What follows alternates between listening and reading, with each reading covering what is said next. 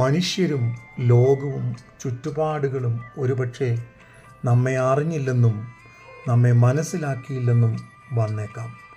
അവരൊരുപക്ഷെ നമ്മെ കുറ്റം വിധിച്ചുവെന്നും നമ്മെ തെറ്റായി ചിത്രീകരിക്കുന്നതായും കാണുവാൻ കഴിയും.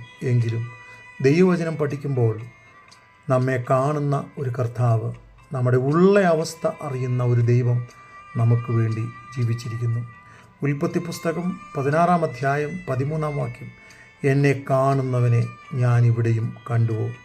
അതെ, ജീവിതത്തിൻ്റെ ഒരു നിർണായക ഘട്ടത്തിൽ ഹാഗാർ ഒറ്റപ്പെട്ട് തൻ്റെ യജമാനനാകുന്ന അബ്രഹാമിൻ്റെ വീട്ടിൽ നിന്ന് പുറത്താക്കപ്പെട്ട് തൻ്റെ മകൻ്റെ മരണം കാണുവാൻ കഴിയാതെ നിരാശയിലും ഭാരത്തിലും മരുഭൂമിയിലായിരിക്കുമ്പോൾ തൻ്റെ അവസ്ഥയറിഞ്ഞ് തൻ്റെ അടുക്കൽ ഇറങ്ങിച്ചെന്ന് തനിക്ക് വേണ്ടി വഴികളെ, മുഖാന്തരങ്ങളെ, ജീവിത സാഹചര്യങ്ങളെ ഒരുക്കിയ ഒരു സർവശക്തനാകുന്ന ദൈവത്തെയാണ് ഹാഗാർ അവിടെ വരച്ച് കാണിക്കുന്നത്. അതെ, നമ്മുടെയും ജീവിതത്തിൽ നമ്മുടെ പ്രശ്നങ്ങളോ അവസ്ഥകളോ സങ്കീർണതകളോ ഒരുപക്ഷെ ലോകം തിരിച്ചറിഞ്ഞില്ല എന്ന് വരാം.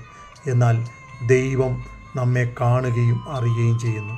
സക്രിയ പ്രവചനം 3-ാം അധ്യായം അതിൻ്റെ 3-ാം വാക്യം, മുഷിഞ്ഞ വസ്ത്രം ധരിച്ച് യോശുവ ദേവാലയത്തിൽ നിൽക്കുമ്പോൾ പിശാച് തനിക്കെതിരെ കുറ്റം ചുമത്തുന്നതായി നമുക്ക് കാണുവാൻ കഴിയും. എന്നാൽ ജീവിതത്തിൻ്റെ അവസ്ഥകളിൽ ദൈവം അവൻ്റെ ഉള്ള അവസ്ഥയെ മനസ്സിലാക്കിയിട്ട് പിശാചിനോട് പറയുകയാണ്, ഞാൻ അവനെ തീയിൽ നിന്ന് വലിച്ചെടുത്ത ഒരു കൊള്ളിയാണ്. അതെ, നമ്മളുടെ അവസ്ഥയെ ലോകക്കാർ, സമൂഹം, കുടുംബം, ജീവിത സാഹചര്യങ്ങൾ പലതും തിരിച്ചറിയേണ്ടുന്നത് പോലെ അറിഞ്ഞില്ല എങ്കിലും നമ്മെ വ്യക്തമായി അറിയുകയും നമ്മളുടെ അവസ്ഥ മനസ്സിലാക്കി നമ്മെ ഉള്ളതുവണ്ണം സ്നേഹിച്ച് മക്കളും അവകാശികളുമാക്കി തീർത്ത ആ ദൈവസ്നേഹത്തിൻ്റെ വലിപ്പം നാം മറന്നു പോകരുത്. ഇന്ന് നമ്മുടെ ജീവിതത്തിൽ ഒരുപക്ഷെ ആരും നമ്മെ തിരിച്ചറിഞ്ഞില്ലെങ്കിലും ഉള്ള അവസ്ഥയിൽ കാണുന്ന ഒരു സർവശക്തനാകുന്ന ദൈവം നമുക്ക് വേണ്ടിയുണ്ട്.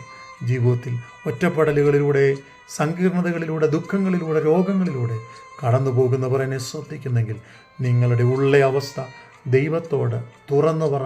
ദൈവം നമുക്ക് വേണ്ടി എഴുന്നേറ്റ് പ്രവർത്തിക്കുകയും ശത്രുവിനെ ഉന്മൂലനാശം വരുത്തുകയും ശത്രുവിൻ്റെ ആരോപണങ്ങളെ ഇല്ലായ്മ ചെയ്തുകൊണ്ട് ദൈവം നമുക്ക് വേണ്ടി അത്ഭുതങ്ങളെ ചെയ്യുകയും ചെയ്യും.